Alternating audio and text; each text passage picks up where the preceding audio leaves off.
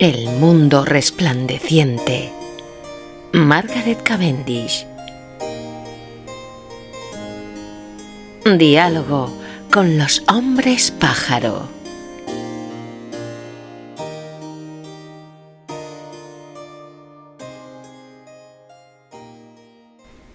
La emperatriz quedó muy satisfecha con todas las respuestas y después de algún tiempo, cuando consideraba que sus nuevas sociedades de virtuosos habían realizado algún progreso en varios empleos que ella creó, convocó a los hombres pájaro y les ordenó que le dieran una relación verdadera de los cuerpos celestiales, a saber, el sol y la luna, lo que ellos ofrecieron acorde con su deber, con toda obediencia y fidelidad.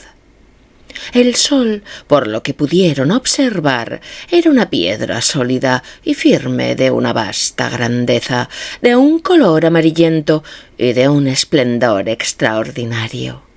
La luna, le dijeron, era de un color blanquecino y aunque parecía débil en presencia del sol, tenía su propia luz y era un cuerpo brillante por sí mismo, como se podía deducir de su vigorosa presencia durante las noches de luna llena. La única diferencia entre su luz y la del sol era que éste golpeaba con sus rayos en línea recta y en cambio la luna nunca respetaba el centro de su propio mundo en línea recta, sino que su centro era siempre excéntrico. Las manchas en ambos cuerpos, por lo que habían podido observar, afirmaban que no eran más que defectos y manchas de sus cuerpos pedregosos. Por lo que se refiere a las teorías relacionadas con el calor del sol, los hombres pájaro no coincidían. Según algunos, el sol tenía calor por sí mismo, recurriendo a una antigua idea que decía que en algún momento se rompería en pedazos y quemaría el cielo y consumiría el mundo en ascuas. Lo que no podría suceder si el sol no fuera fuego por sí mismo. Según otros, esta opinión no se podía sostener con la razón. Por ser el fuego destructor de todas las cosas, el sol, si fuera de tal manera, quemaría todo lo que hubiese a su alrededor. Además, añadieron, el fuego no puede subsistir sin combustible y el sol, no teniendo nada para alimentarse, al cabo de un tiempo se consumiría a sí mismo. Por ello, pensaban que era más probable que el sol no fuese realmente caliente, sino solo un reflejo de su luz, de modo que el calor fuera un efecto de la luz, siendo ambas cosas inmateriales. Pero también esta teoría era rebatida por otros y rechazada por absurda por quienes pensaban que era imposible que algo inmaterial pudiera producir una cosa material. Y creían que tanto la luz como el calor del sol procedían de un movimiento circular rápido de los globos etéreos que por su impacto sobre el nervio óptico causaba la luz y el movimiento producía calor. Pero tampoco esta opinión era general, pues, según algunos, si la visión de algunos animales crease la luz, ello significaría que, de no haber ojos, no habría luz, lo que no tenía sentido y era contrario a la razón. Así argumentaban al respecto del calor y la luz del sol, pero cabe remarcar que ninguno dijo que el sol fuera un cuerpo fluido globular y que tuviese un movimiento circular rápido, sino que todos coincidían en el hecho de que era fijo y firme, y por lo tanto lo llamaban sol piedra. Después, la emperatriz les preguntó por qué frecuentemente el sol y la luna aparecían en diferentes posiciones y formas, a veces grandes y a veces disminuidos, a veces elevados y a veces no, a veces hacia la derecha y a veces hacia la izquierda. Algunos de los hombres pájaro le respondieron que el motivo residía en los grados de calor y frío que se encontraban en el aire, de donde se derivaba una fluidez y densidad distinta. Y del mismo modo que los vapores estaban interpuestos, aquellos que ascendían eran más altos y menos densos que el aire del ambiente, pero los que descendían eran más pesados y más densos.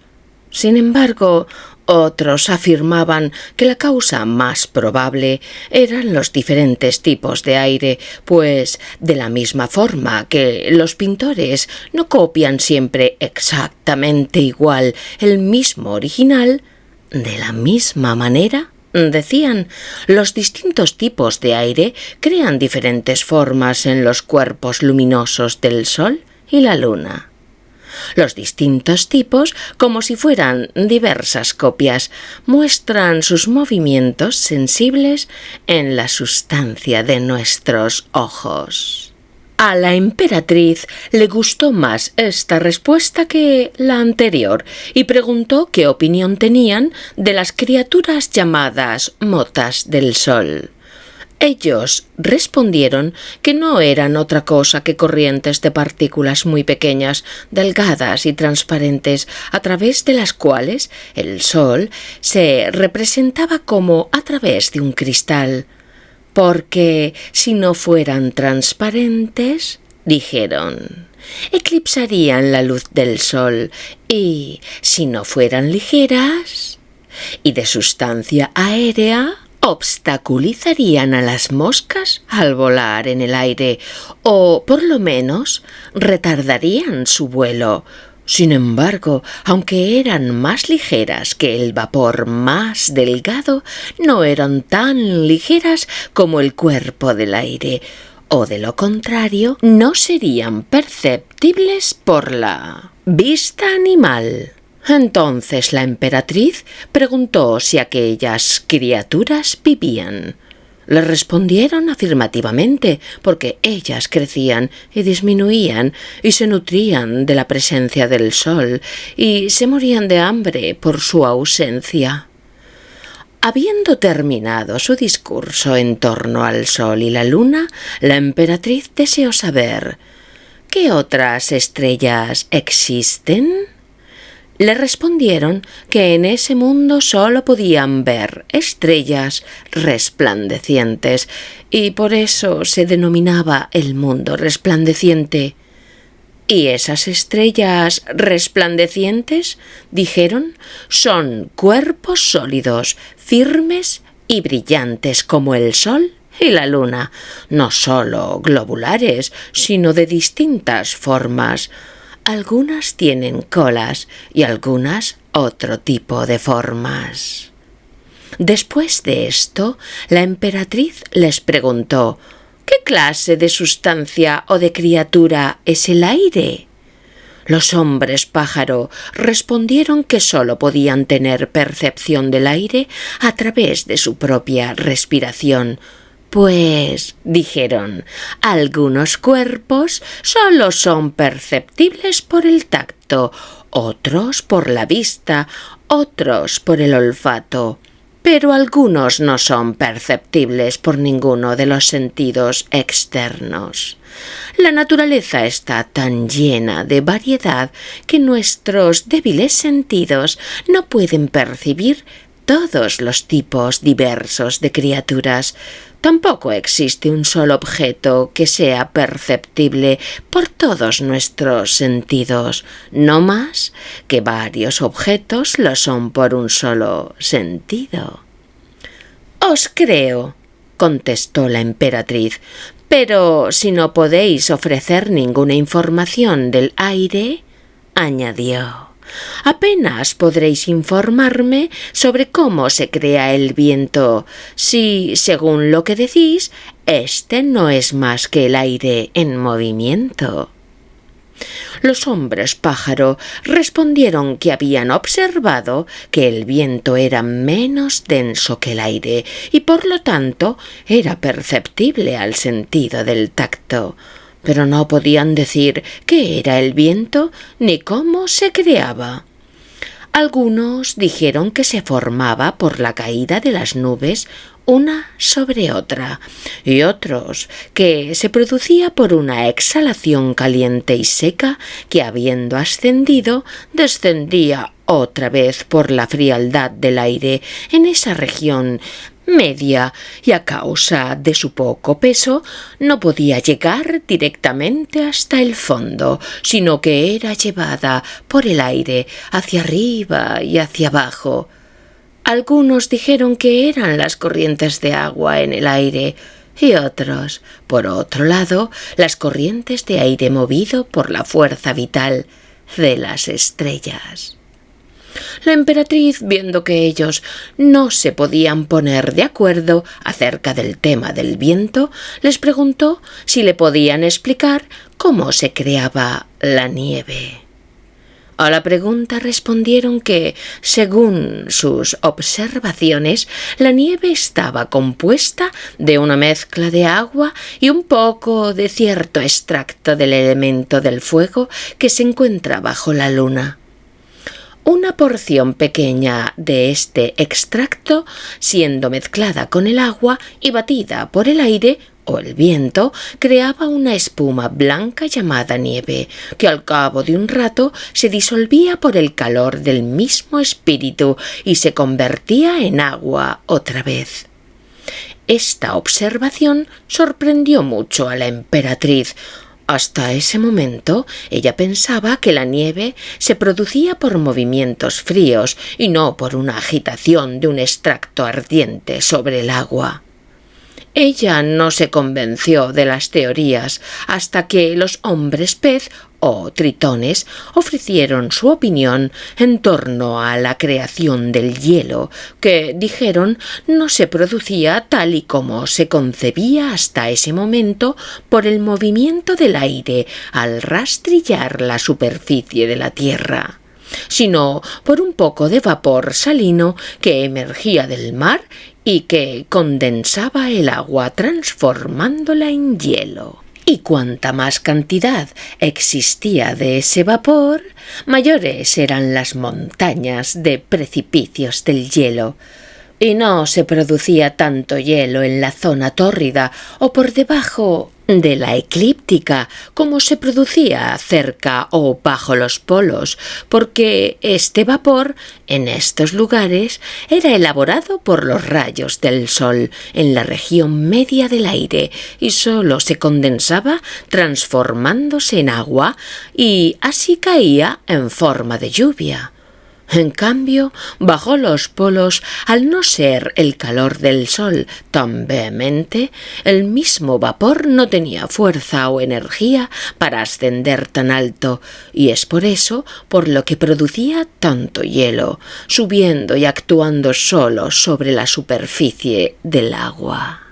Esta relación confirmaba en parte la observación de los hombres pájaro sobre el origen de la nieve.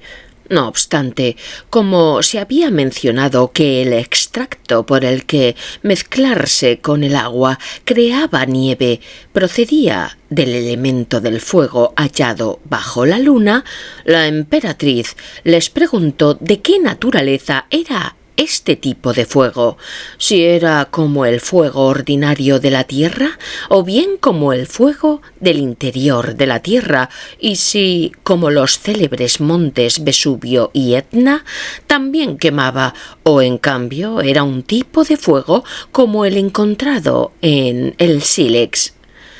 Ellos respondieron que el fuego elemental, el hallado debajo del sol, no era tan denso como los mencionados, pues no tenía ningún combustible sólido que lo alimentara, Su llama era más parecida a la del fuego ordinario, solo que algo más fina y fluida.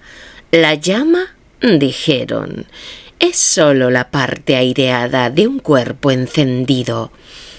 Por último, la emperatriz preguntó a los hombres pájaro sobre la naturaleza de los truenos y relámpagos y si estos eran causados por trozos de hielo que caían los unos sobre los otros. A esto ellos respondieron que no se producía de tal manera, sino por el encuentro del frío con el calor. Así que una exhalación encendida en las nubes creaba rayos y existían tantos tipos de nubes como sonidos y crujidos. Sin embargo, esta opinión fue rebatida por otros, quienes afirmaron que el trueno era la manifestación de fuerza vital, repentina y monstruosa creada en el aire y que no siempre precisaba de una nube. No obstante, la emperatriz, al no saber a qué se referían por fuerza vital, y como ellos no eran capaces de explicar el significado de este término, prefirió lo anterior, y para evitar tediosas disputas y tener más certeza sobre los fenómenos de los cuerpos celestes, pidió a los hombres oso, que eran los filósofos experimentales, que los observasen con los instrumentos que denominaban telescopios, y esto hicieron cumpliendo las órdenes de su majestad. Diálogo con los hombres oso.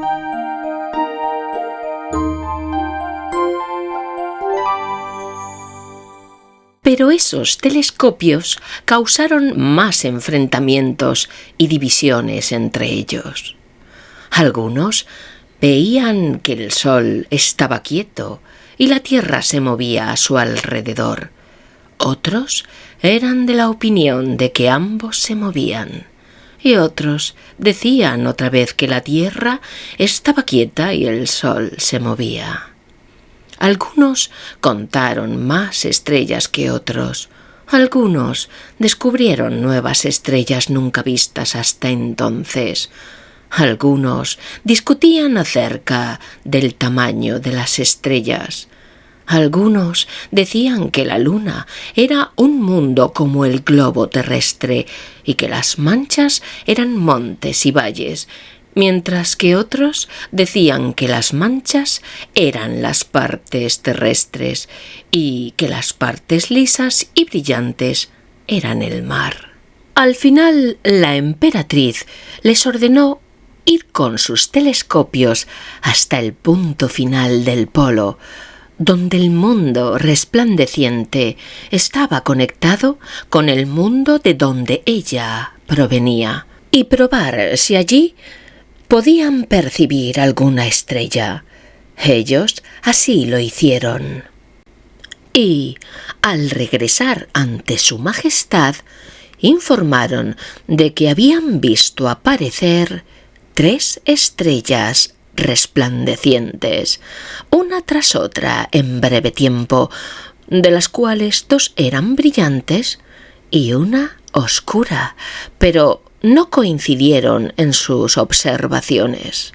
Según algunos, era un solo astro que apareció 3 veces en lugares distintos. Según otros, eran 3 estrellas distintas y era imposible que fuera una única estrella porque cada una aparecía en un momento y sitio concreto y desaparecía en el mismo lugar. Además, también era improbable, dijeron, que una sola estrella pudiera volar de un sitio a otro, especialmente a tal distancia, sin un movimiento visible en tan breve tiempo y aparecer en sitios distintos, pues 2 estaban totalmente de cara y la tercera de perfil. Por último, si fuera una única estrella, dijeron, siempre habrían mantenido el mismo esplendor, lo que no hicieron porque, como se había dicho, 2 eran brillantes y una oscura. Después de estos argumentos, la emperatriz empezó a enojarse con el uso de sus telescopios, pues no podían ofrecer interpretaciones satisfactorias. «Ahora me doy perfecta cuenta», dijo, «de que vuestras lentes son informantes falaces que en lugar de revelaros la verdad engañan a vuestros sentidos. Os ordeno, pues, que las destruyáis y dejéis que los hombres pájaro confíen exclusivamente en su visión natural y examinen los objetos celestes mediante sus propios sentidos y raciocinio». Los hombres oso replicaron que la culpa de esas diferencias de opinión no era de las lentes, sino de los movimientos sensitivos de sus órganos ópticos, que no iban a la par, como tampoco eran siempre atinados sus juicios racionales.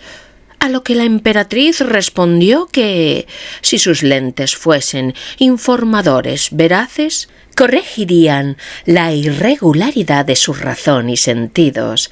Sin embargo, dijo, la naturaleza os ha dotado con unos sentidos y un raciocinio más precisos que los que la técnica ha dado a vuestras lentes, pues éstas no son sino embusteras que jamás os llevarán a conocer la verdad.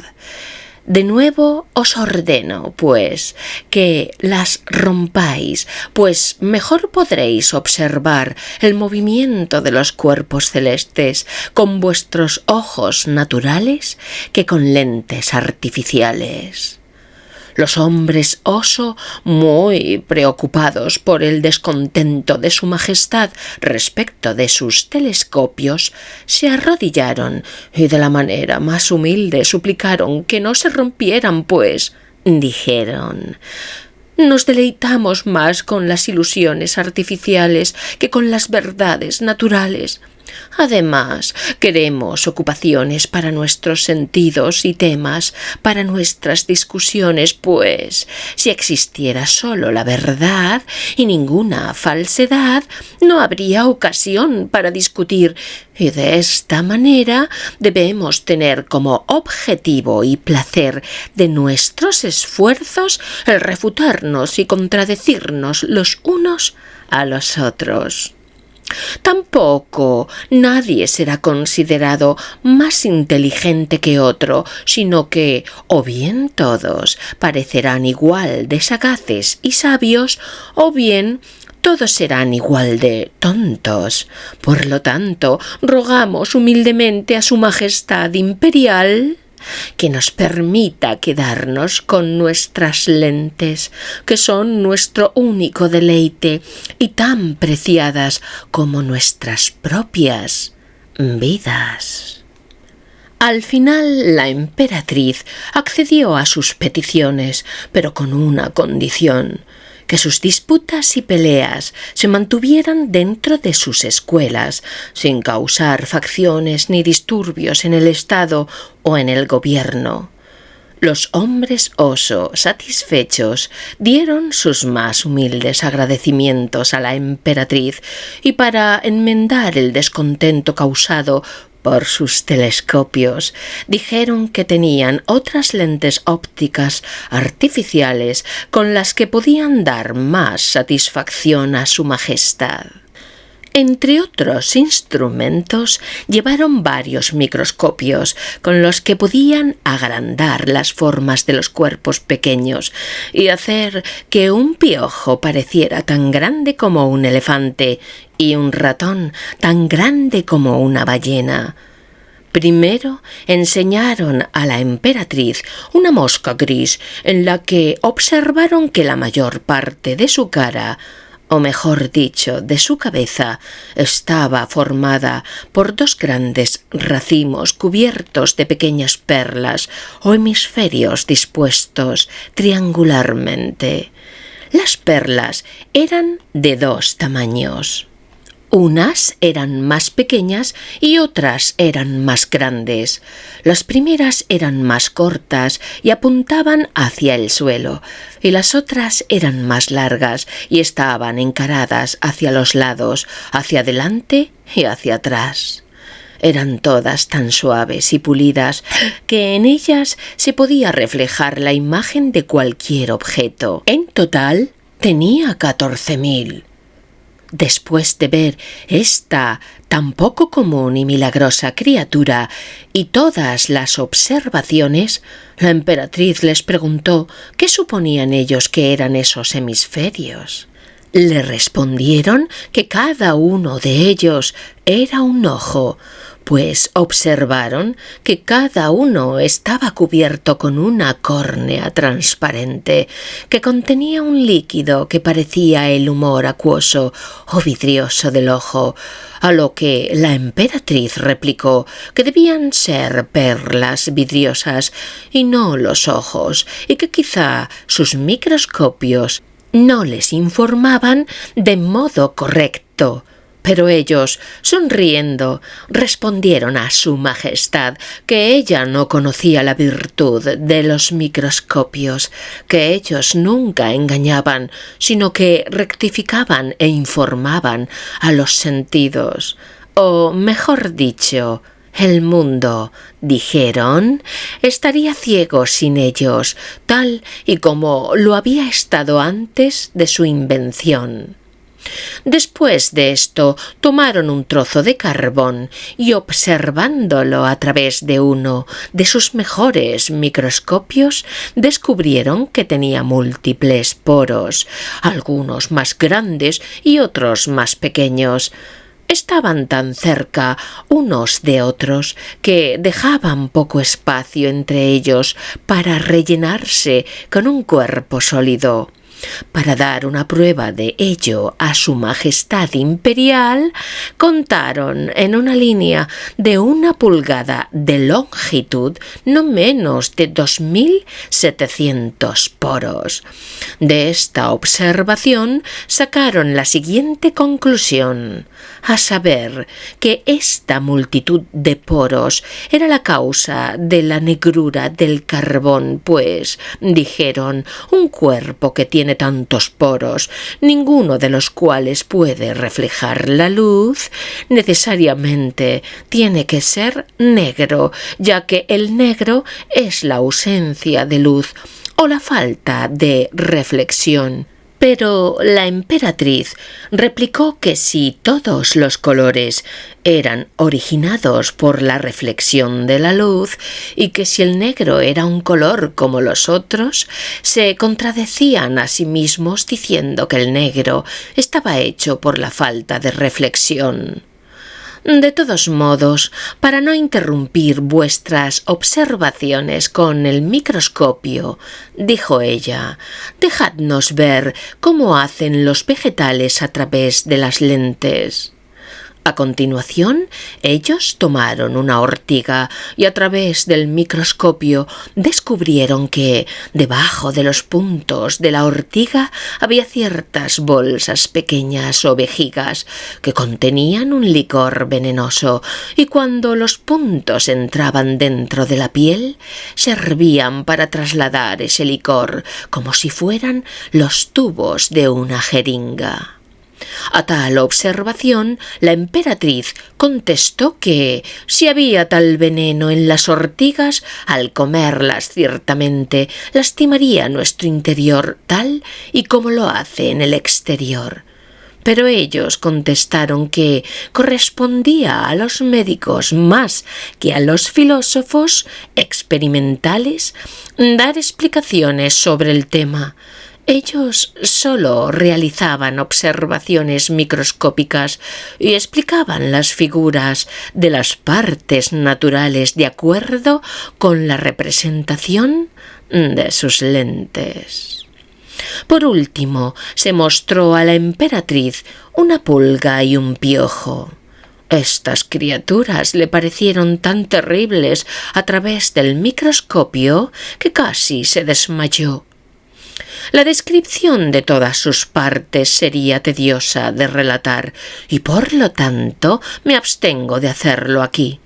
La emperatriz, después de haber visto estas criaturas con formas tan extrañas, se compadeció mucho de aquellos a quienes molestaban, sobre todo de los pobres mendigos, quienes, a pesar de no tener nada para vivir, debían mantener y alimentar a esas terribles criaturas llamadas piojos con su propia carne y sangre. Y éstos, en lugar de agradecérselo, les provocaban dolores y tormentos a cambio de alimento y comida. No obstante, después de ver las formas de esas terribles criaturas, la emperatriz deseó saber si sus microscopios podrían dificultar su mordedura o al menos mostrar algunos métodos para evitarlas. A lo que ellos contestaron que tales artes eran mecánicas e inferiores al noble estudio de las observaciones microscópicas. Después de esto, la emperatriz les preguntó si tenían algún tipo de lentes para ampliar y agrandar las formas de los grandes cuerpos, tal y como habían hecho con los pequeños. Ante la pregunta, ellos tomaron uno de sus mejores y más grandes microscopios y se esforzaron en observar una ballena a través de él. Pero, ¡ay!, la forma de la ballena era tan grande que su circunferencia sobrepasaba la magnífica calidad del vidrio. Si el error procedió del cristal o de una posición incorrecta de la ballena contra el reflejo de la luz, ciertamente no puedo decirlo. La emperatriz, viendo la insuficiencia de aquellas lupas incapaces de ampliar todos los tipos de objetos, preguntó a los hombres oso si podían construir lentes de una naturaleza contraria a aquella que le enseñaron, es decir, unas que, en lugar de ampliar o agrandar la forma o figura de un objeto, pudiesen contraerlo por debajo de su proporción natural. Y así lo hicieron, obedeciendo las órdenes de su majestad. Y mirando a través de una de las mejores lentes a una enorme y poderosa ballena, este animal se veía como un pequeño espadín y, con otras lentes incluso, no parecía más grande que una mosca del vinagre. Y a través de lentes ordinarias, un elefante no parecía más grande que una pulga, un camello no más grande que un piojo y una avestruz no más grande que un ácaro. Describir todas las observaciones ópticas a través de los diferentes tipos de lentes sería un trabajo tedioso y cansaría hasta al más paciente lector. Por esta razón no me entretendré en ello. Solo es digno de destacar que, a pesar de su gran destreza, industria e ingenio en la filosofía experimental, los hombres oso no pudieron de ninguna manera idear unas gafas con las que pudieran observar el vacío con todas sus dimensiones, ni las sustancias inmateriales, ni los seres mixtos, como los que son entre algo y nada. Esto les preocupó mucho, pero tenían la esperanza de que, con el tiempo, mucho estudio y práctica, podrían lograrlo. Diálogo con los hombres pez y los hombres gusano.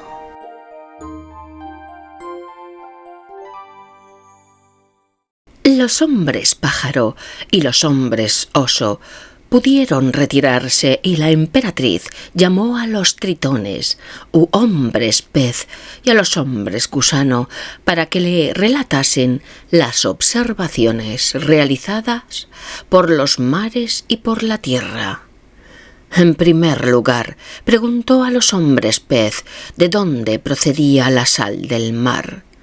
Ellos contestaron que existía una sal volátil en aquellas partes de la tierra que como un pecho contenía las aguas del mar, y siendo la sal absorbida por el mar, se solidificaba. Y este movimiento de absorción era lo que llamaban el flujo y reflujo del mar. Pues dijeron, el levantamiento y la hinchazón del agua son causadas por aquellas partes de la sal volátil que no son tan fácilmente absorbidas, que tratando de ascender por encima del agua, lo llevan hacia arriba en un movimiento similar al del hombre o cualquier otra criatura animal con el violento ejercicio que realiza para respirar. Esto, afirmaron, era la verdadera causa tanto de la salubridad como de los movimientos de flujo y reflujo del mar, y no el movimiento de la tierra o la secreta influencia de la luna, como otros han hecho creer al mundo.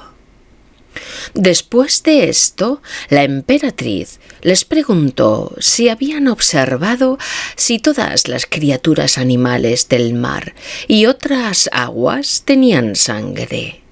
Ellos respondieron que algunas tenían sangre en más o menos cantidad, pero algunas no tenían. En cangrejos de río y langostas, dijeron, percibimos poca sangre y ninguna en cangrejos de mar, ostras, berberechos y similares. Entonces la emperatriz les preguntó en qué parte de sus cuerpos se hallaba esa poca sangre. Ellos respondieron, en una vena pequeña que en las langostas cruza sus colas, pero que en los cangrejos de río se halla en la espalda. Y en cuanto a otros tipos de peces, dijeron, algunos tienen sangre solo sobre sus branquias y otros en algunos otros lugares de sus cuerpos, pero todavía no habían observado ninguno cuyas venas se repartieran por todo su cuerpo. La emperatriz se preguntaba cómo podían existir animales vivos sin sangre. Para satisfacer su curiosidad, pidió a los hombres gusano que le informasen de si habían observado sangre en todos los tipos de gusanos. Ellos respondieron que, por lo que habían podido observar, algunos tenían sangre y algunos no. Una polilla, dijeron, no tiene sangre alguna, y un piojo sí tiene, pero como una langosta en una pequeña vena que le recorre la espalda. Tampoco tienen sangre las liendres, caracoles o gusanos, así como tampoco aquellos que se generan en el queso y las frutas, ni los que se producen en la carne. Pero, replicó la emperatriz, si esas criaturas no tienen sangre, ¿cómo es posible que vivan? Se dice que si existe vida en los animales es por la sangre, que es la base del espíritu animal. Ellos respondieron que la sangre no era una propiedad necesaria para la vida animal y que lo que era comúnmente llamado espíritu animal solo eran movimientos corporales apropiados a la naturaleza y a la figura de un animal. Entonces preguntó tanto a los hombres pez como a los hombres gusano cuál de esas criaturas con sangre tenía circulación en sus venas y arterias. Ellos respondieron que era imposible darle a su majestad una respuesta exacta, pues la circulación de la sangre era un movimiento interior no perceptible por sus sentidos y por lo tanto no era apreciable para ellos a simple vista ni con la ayuda de ningún instrumento óptico, y que cuando se había diseccionado alguna criatura animal para investigar la verdad, los movimientos corporales correspondientes a una figura o criatura particular se alteraban. Entonces, dijo la emperatriz, aunque no todas las criaturas animales tengan sangre, todas tienen músculos, tendones, nervios. Pero, preguntó, ¿se ha observado criaturas animales que no sean ni de carne ni de pescado, sino de algún grado intermedio entre ellos? Ciertamente, respondieron, tanto los hombres pescado como los hombres gusano. Hemos observado diversas criaturas animales que viven indistintamente tanto en el agua como en la tierra, y ellos, podría decirse, son una mezcla de pez y de carne. Pero, ¿cómo es posible, respondió la emperatriz, que ellos vivan tanto en el agua como en la tierra, si los animales que viven respirando el aire no pueden vivir dentro del agua, y aquellos que viven en el agua no pueden vivir por la respiración del aire, tal y como atestigua la experiencia? Ellos respondieron a su majestad que al existir diferentes tipos de criaturas, también existían distintos tipos de respiraciones. Pues la respiración, dijeron, no es más que una composición y división de piezas, y los movimientos de los seres naturales varían infinitamente, y es imposible que todas las criaturas tengan movimientos similares. Por lo tanto, no es necesario que todas las criaturas animales estén obligadas a vivir o bien en el aire o bien en el agua, sino de acuerdo a lo que la naturaleza haya ordenado a su especie. La emperatriz pareció bastante satisfecha con su respuesta y deseó más información acerca de si todas las criaturas animales continuaban su especie a través de una sucesiva propagación de los individuos y si en cada especie los descendientes se parecían a su generador o productor, tanto en el interior como en el exterior. Ellos respondieron a su majestad que algunas especies o tipos de criaturas se propagaban con una descendencia que era igual a la de su productor, pero otras no. Entre el primer tipo, dijeron, se encuentran los animales que son de diferentes sexos, pero en el segundo tipo se encuentran la mayoría de aquellos que llamamos insectos, cuya reproducción procede de unas causas que no tienen conformidad o semejanza con su productor, como por ejemplo los gusanos criados en el queso y otros generados en la tierra, el agua o similares. Pero, dijo la emperatriz, ¿existe alguna semejanza entre los gusanos y el queso? Pues el queso no tiene sangre y los gusanos tampoco. Además, los gusanos tienen un sabor similar al queso. Esto no prueba nada, respondieron, pues los gusanos poseen un movimiento visible, local y progresivo, y el queso no. La emperatriz respondió que cuando el queso se convertía en gusano podía considerarse que tenía un movimiento local y progresivo. Ellos respondieron que cuando el queso, por sus propios movimientos figurados, se transformaba en gusano, ya no era queso. La emperatriz confesó que ella había observado que la naturaleza era infinitamente diversa en su obrar y que pensaba que, aunque las especies de criaturas tenían una continuidad, sin embargo, sus individuos estaban sujetos a cambios infinitos. Pero ya que me habéis informado, dijo, de los diferentes tipos y producciones de criaturas animales, deseo que me digáis qué habéis observado sobre sus percepciones sensibles. Ciertamente, contestaron, Su Majestad nos plantea una pregunta muy difícil y no seremos capaces de otorgar una respuesta satisfactoria. Existen muchos tipos distintos de criaturas y todas ellas tienen percepciones diferentes y por lo tanto también tienen diversos órganos que nuestros sentidos no son capaces de descubrir. Por ejemplo, en una ostra hemos observado con admiración que su common sensorium se halla justo en el cierre de la concha, donde puede percibirse la presión y reacción por la apertura y el cierre de la concha a cada corriente de agua. Después de esto, la emperatriz quiso que los hombres gusano le explicasen cómo se producía la escarcha en la tierra, a lo que ellos contestaron que se producía de manera similar a como los hombres pez y los hombres pájaro habían descrito que se generaba el hielo y la nieve, por la mezcla de partículas ácidas y salinas. Esta explicación otorgó gran relevancia a los hombres mono, que eran los químicos, en relación con sus principios químicos de la sal, el sulfuro y el mercurio.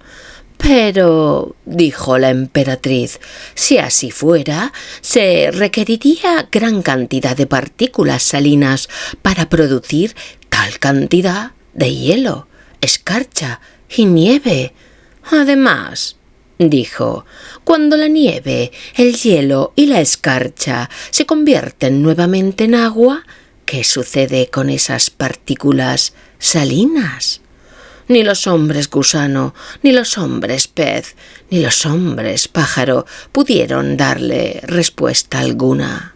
Entonces la emperatriz les preguntó por qué los manantiales no eran tan salinos como lo era el mar y también por qué algunos tenían flujo y reflujo. Ellos contestaron que la causa del flujo y reflujo de algunos manantiales era la oquedad de algunas cavernas en el interior de la tierra, donde la fuerza del agua del mar empujaba hacia adelante y llevaba hacia atrás el agua del manantial de acuerdo a su propio movimiento de flujo y reflujo. Pero otros dijeron que procedía de una pequeña proporción de partículas salinas y ácidas que el agua de los manantiales absorbía de la tierra y que, aunque no era perceptible al sentido del gusto, era suficiente para causar movimiento de flujo y reflujo. En cuanto al frescor del agua de los manantiales, dieron la siguiente explicación. «Existe», dijeron, «cierto calor en las entrañas de la tierra procedente de su rápido movimiento circular sobre su propio eje. El calor destila las partes más ligeras de la tierra en agua fresca e insípida. El agua que sale a través de los poros de la tierra converge hasta un lugar donde puede seguir adelante sin resistencia u obstrucción y genera los manantiales y fuentes, y el agua destilada en el interior de la tierra nutre y refresca las partes más burdas y secas».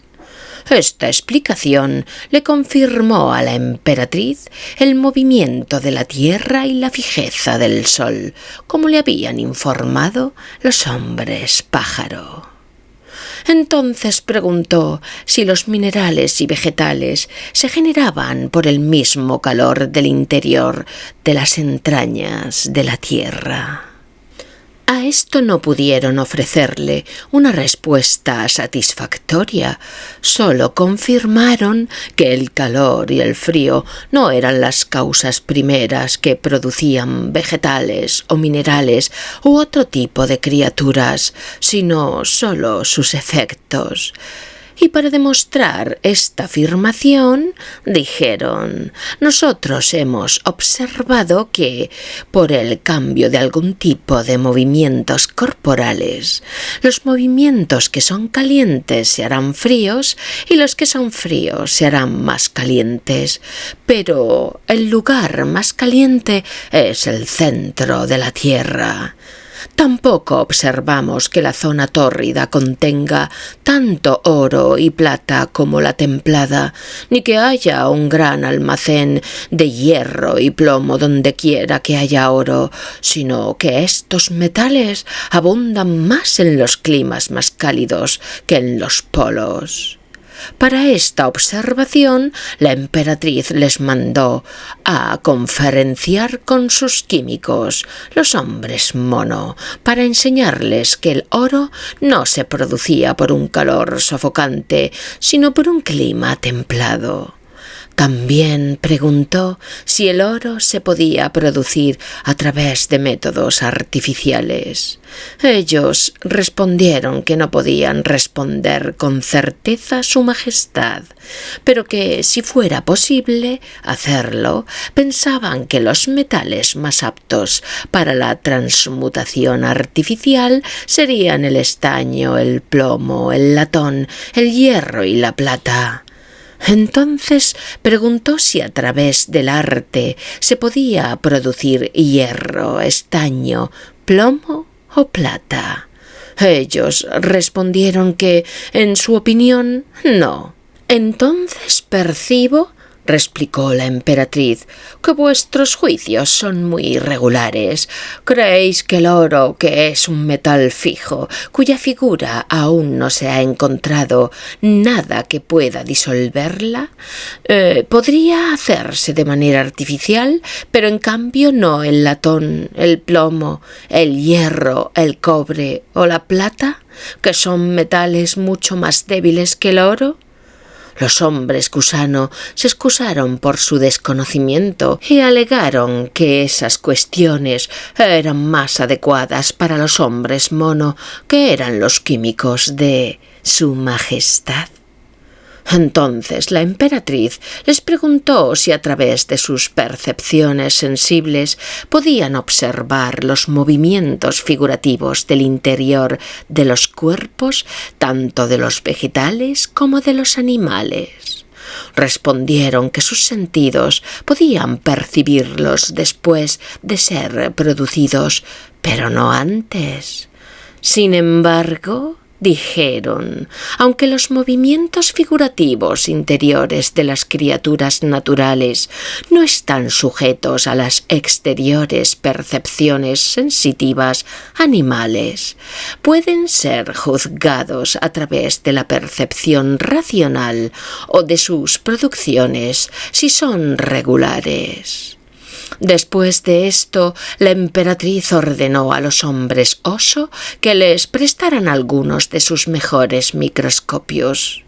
A lo que los hombres oso, sonriendo, respondieron a su majestad que sus lentes les servirían de poco en las entrañas de la tierra porque no había luz.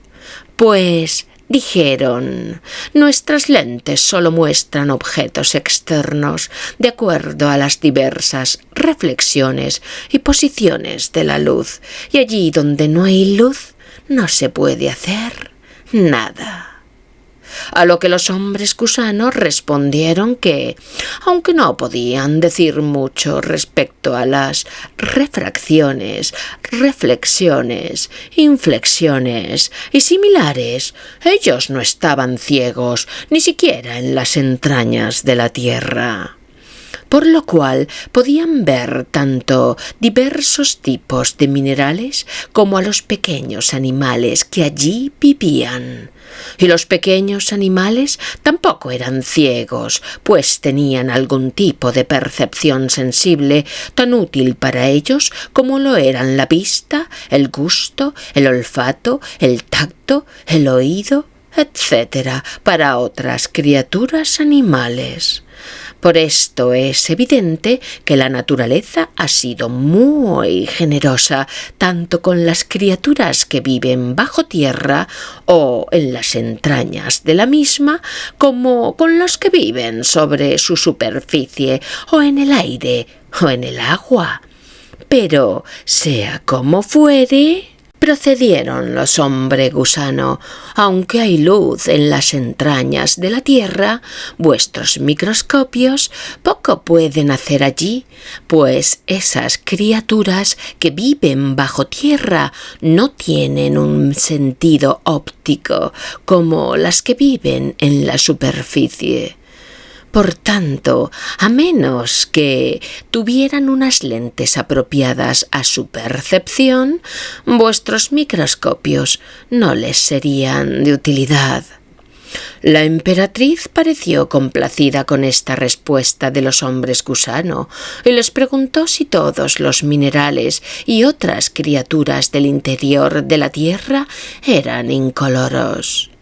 Ante esta pregunta no pudieron evitar reír, y la emperatriz preguntó la razón de las risas. «Imploramos el perdón de su majestad», respondieron, «pero no hemos podido evitar reírnos al oír hablar de cuerpos incoloros». «Vaya», dijo la emperatriz, «el color es solo un accidente, es algo inmaterial y no existe por sí mismo si es que no está en otro cuerpo. Los que informaron a su majestad», respondieron, «seguramente debían de tener movimientos racionales muy irregulares. ¿Cómo es posible que una nada natural pueda tener un ser en la naturaleza?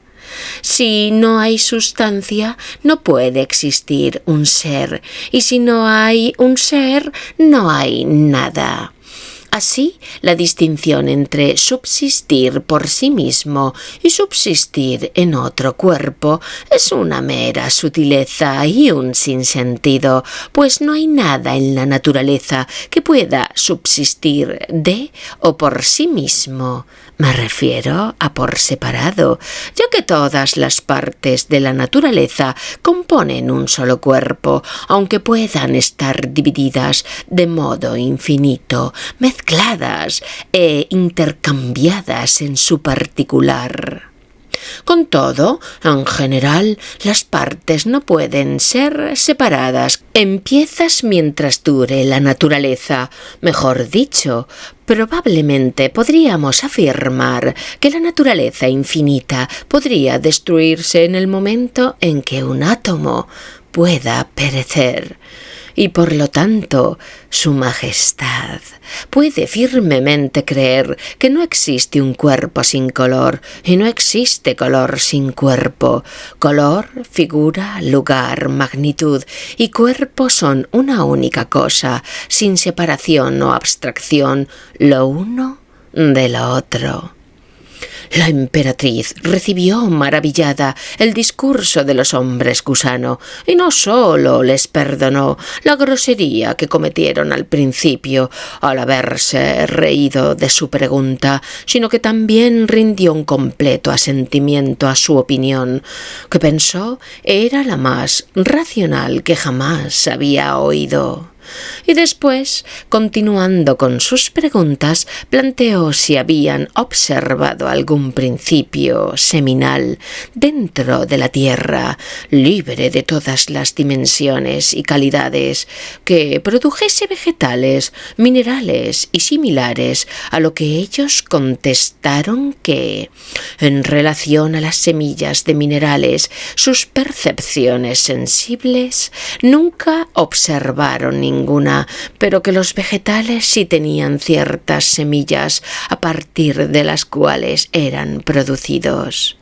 Entonces preguntó si esas semillas de vegetales perdieron sus especies, es decir, fueron aniquiladas en la producción de sus crías, a lo que contestaron que por una aniquilación nada podía ser producido y que las semillas de vegetales estaban lejos de ser aniquiladas en sus producciones, sino que, al contrario, su número crecía y se multiplicaba.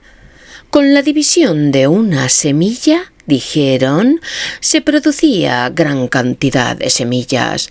Pero, replicó la emperatriz, una parte en particular no puede aumentar por sí misma. «Es cierto», respondieron, «pero aumenta no solo por sí misma, sino juntándose y mezclándose con otras partes que la ayudan en sus producciones y a modo de imitación de formas o figuras en tal tipo de particular». «Entonces ruego que me contesten», dijo la emperatriz, «¿qué disimulo ponen esas semillas y cómo se ocultan de sus transmutaciones?» Respondieron que las semillas de ninguna manera se disfrazaban o escondían, sino que se divulgaban en la multiplicación de sus crías. Solo ocultaban sus propias percepciones sensibles para que sus figuras y movimientos productivos no fueran perceptibles a las criaturas animales.